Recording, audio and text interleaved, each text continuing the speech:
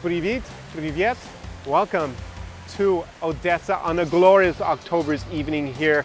And the topic of this video is actually not really congruent with the beautiful evening we have, which is 5 things that really suck about living in Ukraine. And no, that's not a clickbait title where I'm going to say everything is amazing. There are some drawbacks to living here. So in today's Tip Thursday with me, Connor Klein, we're going to dive deep into those 5. Поехали!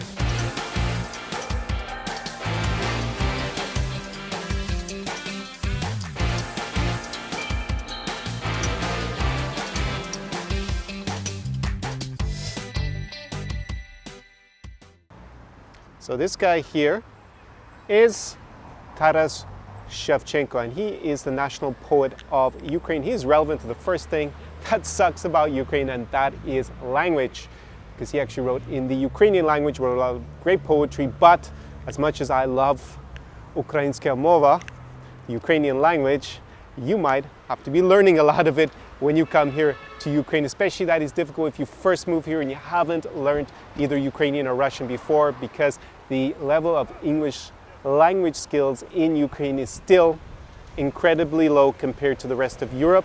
It has improved pretty dramatically, in fact, in the last, say, 5 to 10 years. Me teaching Ukrainian girls how to speak Irish. How about that? So, hello in Irish is diagwich. Diagwich. Difficult. No, try again. Try diagwich. Diagwich.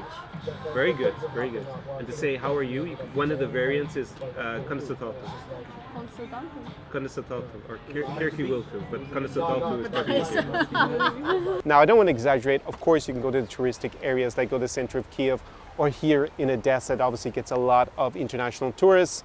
So they do have menus in English. You will be able to find someone in every restaurant who can probably understand basic English. But if you are planning to move here and you think you can do everything like you could say in Amsterdam or even in a city like Prague or Budapest nowadays, not going to happen here. So definitely my advice is to invest in learning basic Russian and or Ukrainian before you move to Ukraine. Obviously, if you're spending your time in a Ukrainian-speaking city, majority like Lviv or somewhere else, like I said, Ivano-Frankivsk, then you definitely got to invest in that language. But if you are coming here to Odessa, then the language spoken in daily life is still Russian here, even though, of course, I know Ukrainian is the national language of Ukraine. So if you're coming to Odessa, obviously, the practical thing to do is to learn Russian first and then Ukrainian. But that is the first thing that sucks. If you are a foreign moving here and you don't speak the local languages, you are going to struggle outside of those very touristic central areas.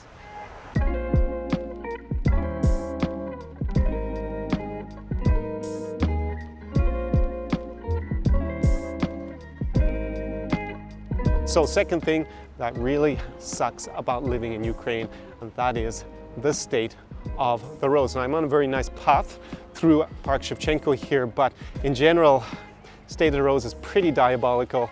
I've traveled a lot around Europe. I've traveled a lot around the world, but we'll keep it Europe-centric for the moment. And I have to say, I have never seen consistently such bad roads as I have in this country. I took some trips out into the countryside, we'll say, to go to some more remote parts, and basically had to abandon because I was going to smash the car. I already got 2 flat tires on the trip already, and that was enough stress as it was getting that fixed. Also, you need to be able to speak Russian or Ukrainian to be able to deal with those situations in the countryside. Like, there wasn't a number to call. You are fine if you are traveling, say, between Kiev and Odessa or Kiev and Kharkiv, it's probably okay. Even Kiev to Lviv was terrible. So normally I would recommend flying between those cities or taking the high-speed train. They're better alternatives. But if you are taking a car, be prepared for one of the roughest experiences possible in Europe.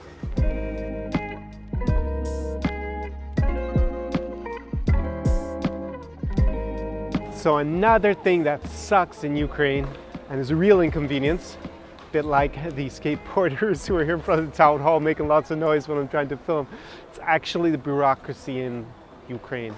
Now, they didn't inherit this bureaucratic mess that really makes life really tricky for the citizen or the resident like you.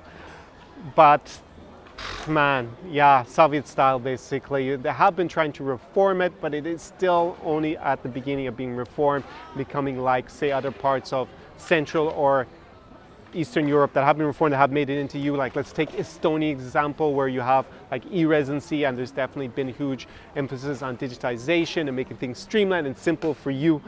But that has not really arrived yet in Ukraine, so you're going to have to get used to dealing with older style, more bureaucratic processes when you're dealing with the local or national government. Unfortunately for now, fingers crossed they get that improved moving forward, but yeah, bureaucracy, who enjoys it? Really, really pain in the ass. And of course, when you have a lot of bureaucracy and things are tricky, then of course in a country like Ukraine, which doesn't have very strong rule of law, then that opens the way for lots of corruption and people trying to get around the bureaucracy by, making it rain to officials, unfortunately, as well. I have a Vodka podcast about corruption in Ukraine. I'll link it up above in a card and down below in the description if you want to know more about that.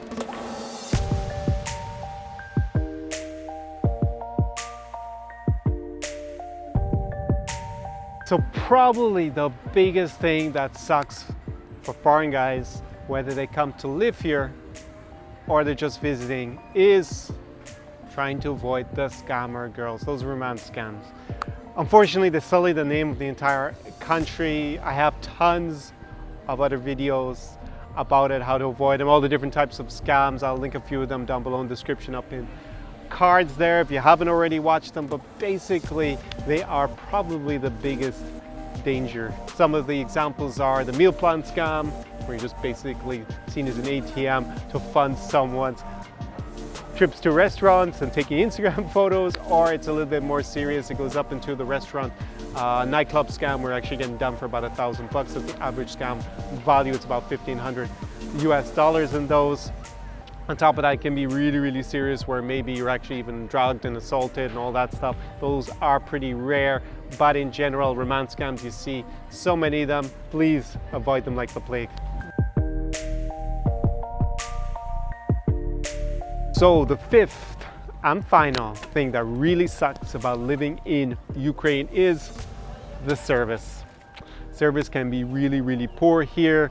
You're not going to get that North American type of service, especially the US, where it's like, hey, welcome, and they spend their entire time kissing your ass. That is definitely not the case here in Ukraine. It is not really the Soviet style stereotype, I would say. It's not that unfriendly, but definitely they are not very flexible. If you don't want something exactly like it's on the menu, good luck to you getting it changed. Compared to Western Europe, it's not hugely different to a lot of, say, countries like I used to live in Belgium and in France, and actually the service wasn't that much better there in general.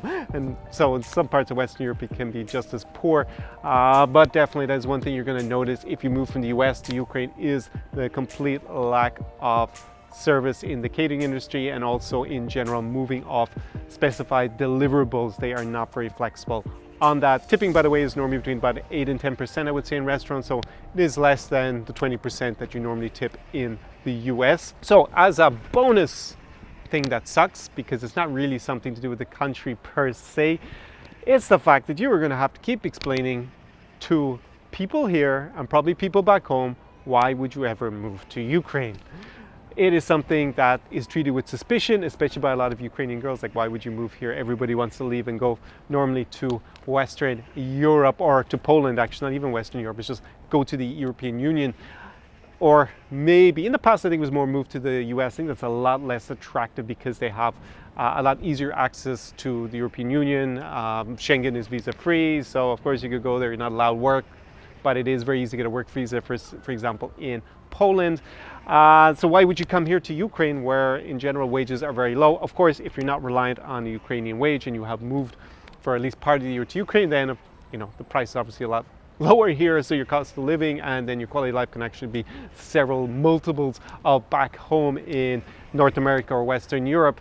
So just be prepared. You're gonna have to do a lot of explaining, and then probably in where you're moving from, people just don't understand why would you go to Ukraine. They've probably just seen on the news all about war and poverty and Chernobyl, so they cannot imagine why you would ever come here. So can be a little bit grating to have to justify why you were in amazing Ukraine. But there you go. There are the 5 things that do actually suck here, and things that you need to be aware of before you consider moving.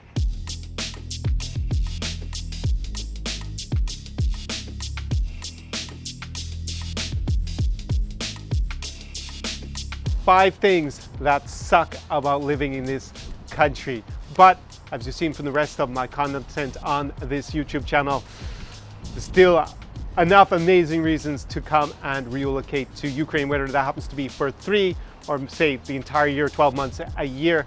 And when you consider doing that, you will need to know what other things, not just the things that suck, but what else you will have to do in order to make your relocation here a success. So to help you with that, I have a free checklist. You go down below, type in your email address, and I will whisk it off to you. That also puts you on my free mailing list. Also, the checklist is of course completely for free, and in the future you will get a notification how to join my current high-level consultation group. It is closed for enrollment at the moment. I'm actually in the middle of it. We have 7 weeks of it, and the guys who run it are all men who are serious about relocating to Ukraine. High-level guys who are going to invest their time, emotions, and money into spending 3 to 12 months a year. It's an absolutely fantastic group. Just so much know-how and help and assistance, you know, not just with my years of, obviously 10 years of experience of living in the region, but also the guys, you know, coming with their own perspectives and what they've learned on their journey to living quite a luxurious lifestyle here in Ukraine. So definitely get in on that ASAP. If you're not already on my free mailing list, you have that checklist to encourage you to be there. It's a bit of a no-brainer. Basically, it's all for free. And with that said, doesn't all suck here in Ukraine. Gonna enjoy this absolutely fantastic Indian summer's evening. It is autumn. We are in October, and this is the weather that you can enjoy on the shores of the Black Sea. See you very soon in the next video. Do побачення. До свидания. SAR Experience.